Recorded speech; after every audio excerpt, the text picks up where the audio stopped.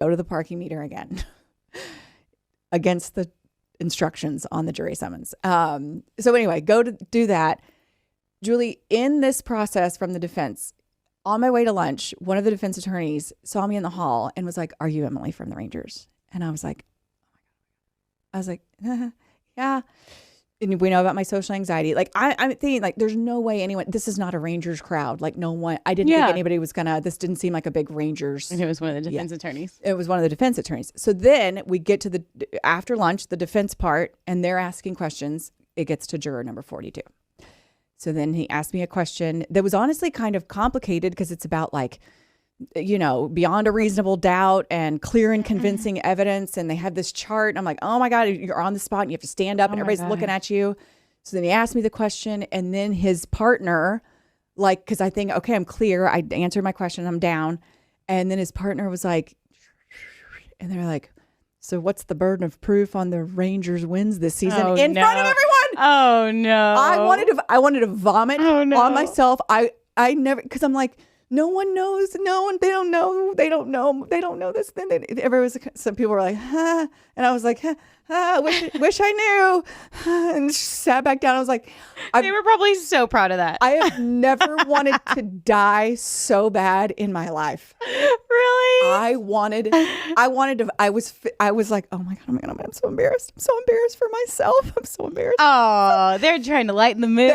They were. But also too, I was like, is that appropriate? Right. Like, what's the burden of proof on the Rangers? It was because I had a burden of, or maybe they said clear and convincing. I don't know. Whatever. I wanted to crawl in the hole. They probably loved that. And then I thought to myself, well, I could use this to my advantage, because if I get picked for this jury, I can be like, Your Honor, obviously the defense knows who I am. And what if I side against them and they retaliate against me?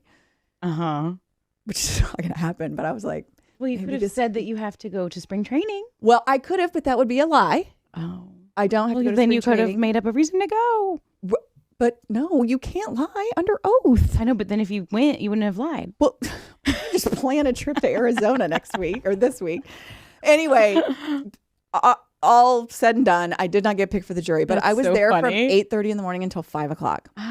And I have mad respect for the people who are charged with leading our, making sure our justice system, the wheels continue to move. Mm-hmm. And I know that it's government, and we'll talk a lot government later, but what that judge trying to educate us, and they're educating us, the prosecution educating us, defense, like you learn about just that one day, you do learn about stuff that you I don't know, really didn't know about being a part of the process. So kudos to those, how many ever, 13 jury members that got selected, but praise Jesus, it wasn't me. I'm surprised that you didn't. Didn't get picked? Yeah. Like, because when they do know that you're kind of like, I don't know. I just try to be pretty quiet. Right. But they knew who you were, kind of thing. I don't know that when you stand out a little bit from the crowd, I feel like that kind of helps your chances of being picked. There was